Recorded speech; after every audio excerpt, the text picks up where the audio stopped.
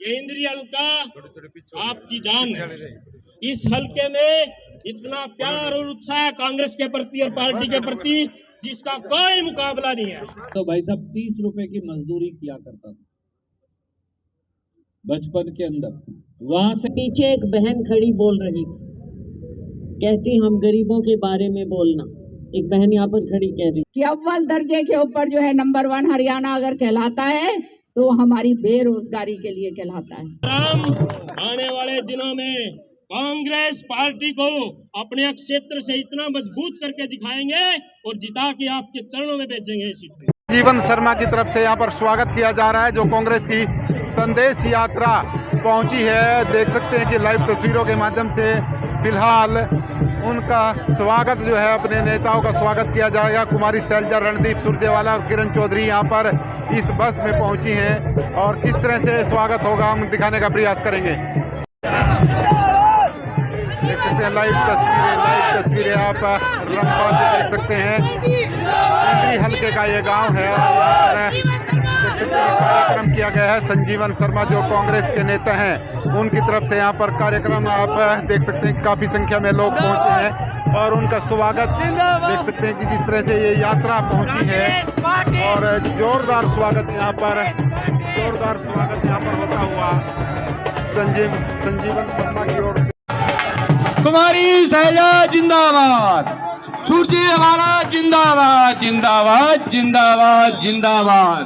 कुमारी बहन जी जिंदाबाद, जिंदाबाद जिंदाबाद। कुमारी शैलजा जिंदाबाद, जिंदाबाद। कुमारी शैलजा जिंदाबाद, जिंदाबाद। यात्रा इस समय पहुंची है रंबा गांव में और संजीवन शर्मा की तरफ से सुरजेवाला जिंदाबाद, जिंदाबाद।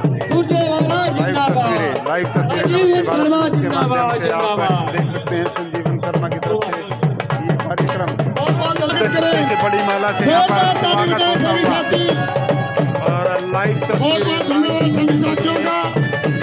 संजीवन शर्मा की तरफ से ये कार्यक्रम जो है वो किया गया है और स्वागत किया जा रहा है।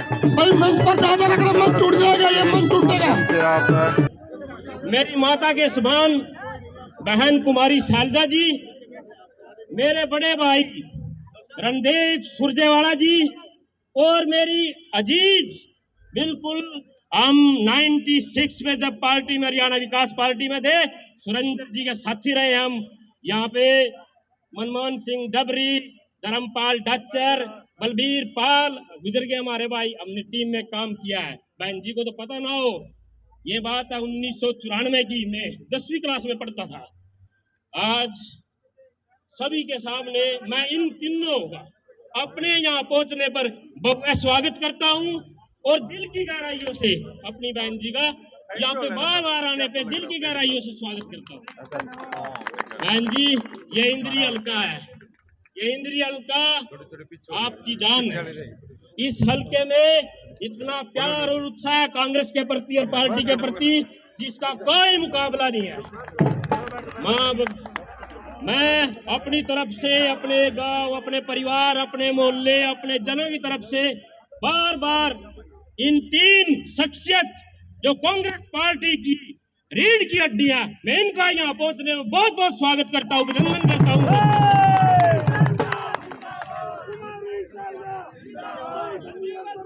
मैं अपने भाई से इन शब्दों से इनका स्वागत करूं, मेरे मन की विभूति इतनी है मैं बखा करके नहीं बता सकता आपको।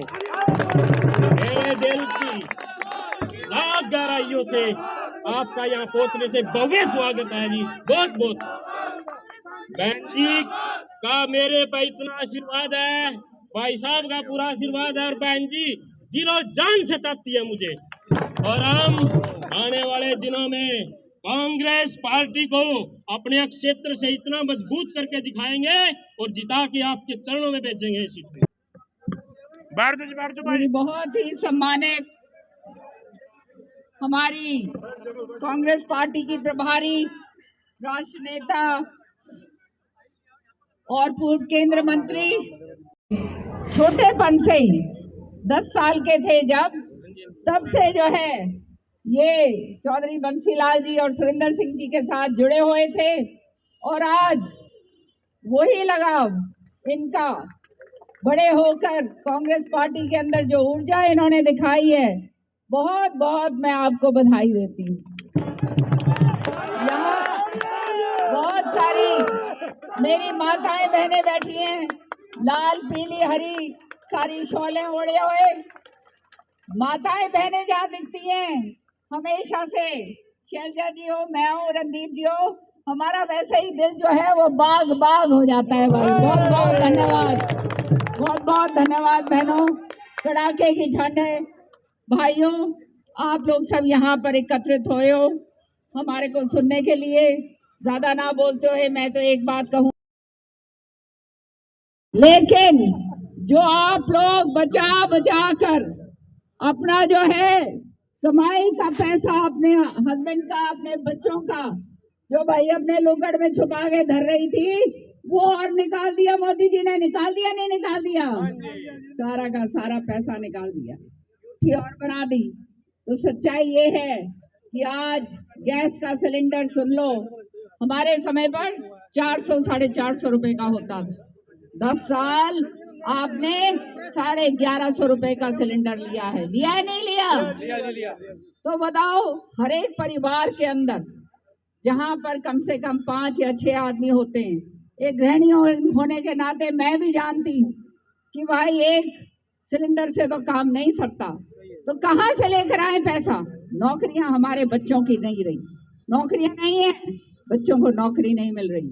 आज हमारे बच्चे हताश होके घूम रहे हैं, हमारे बच्चे जो हैं उनके जो है भविष्य अंधकार में हो गया, क्योंकि आज हरियाणा के अंदर बड़े शर्म की बात कहने की पड़ती है कि अव्वल दर्जे के ऊपर जो है नंबर 1 हरियाणा अगर कहलाता है तो हमारी बेरोजगारी के लिए कहलाता है।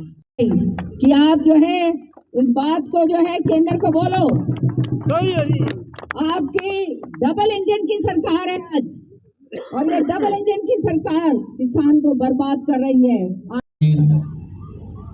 छोटे भाई संजीवन शर्मा जी, मंच पर विराजमान सभी नेतागण, चौधरी जी ने आपको कही, मैं आपसे केवल संक्षिप्त में 2 बातें करूंगा। बहुत सारी मात्रा में मेरी माताएं, मेरी बहनें बैठी। कांग्रेस संदेश यात्रा शैलजा जी, किरण जी, रणदीप, हम सब इसलिए निकाल रहे हैं कि आज देश का जो वंचित वर्ग है, शोषित वर्ग है, गरीब है, मजदूर है, दलित है, पिछड़ा है, मध्यम वर्ग है, आज वो सारे के सारे भारतीय जनता पार्टी की बेरहमी के शिकार है। मेरी बहन, याद करिए, 60 रुपए का आया करता था खाने का तेल, आज 150 और 200 रुपए का खाने का तेल आता है।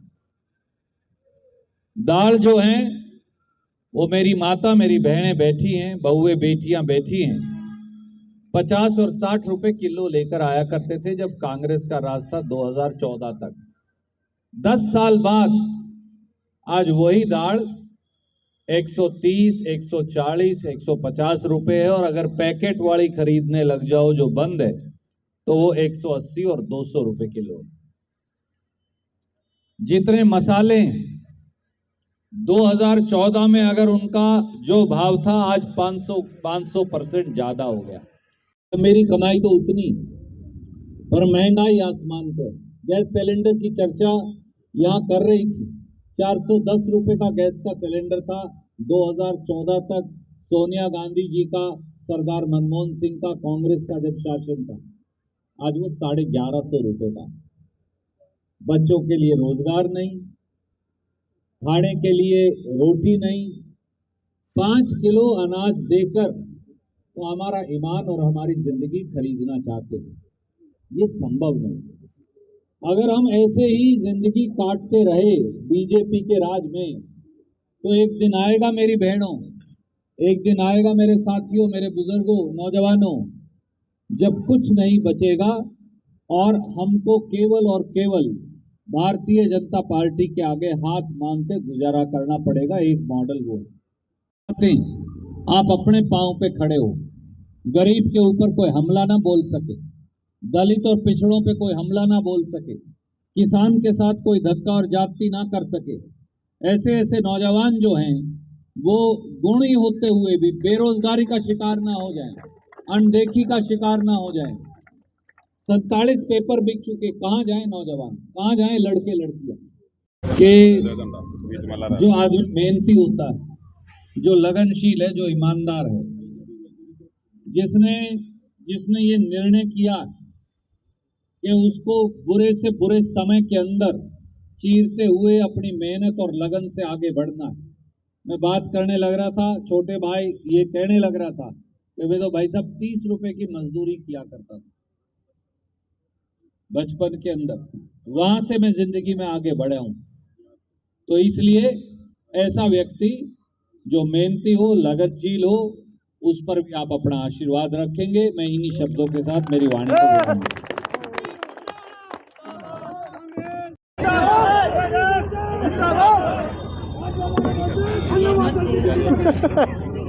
विधानसभा में मेरी इन सब बहनों के दर्द को पूरे जोर शोर से उजागर करती हैं, सरकार को कटघरे में खड़ा करती हैं।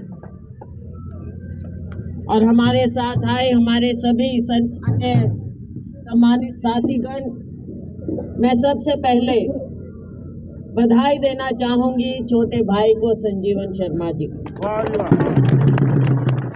जो आपने हमको मौका दिया हमारी इतनी बहनों से रूबरू होने का। बहनें आसानी से घर छोड़कर आ नहीं पाती, इतनी प्यारी बहनें यहाँ पर बैठी हैं। अभी किरण जी बोल रहे थे, घर बार छोड़कर आना, बैठना, इतने इत्मीनान से बातें हमारी सुनना और समझना बहुत बड़ी बात है। साथियों, मेरी बहनों, समय ऐसा आ गया जब बहनों को फैसला करना पड़ेगा, और जिस ओर बहनें चली जाती हैं उस तरफ जीत ही जीत होती है,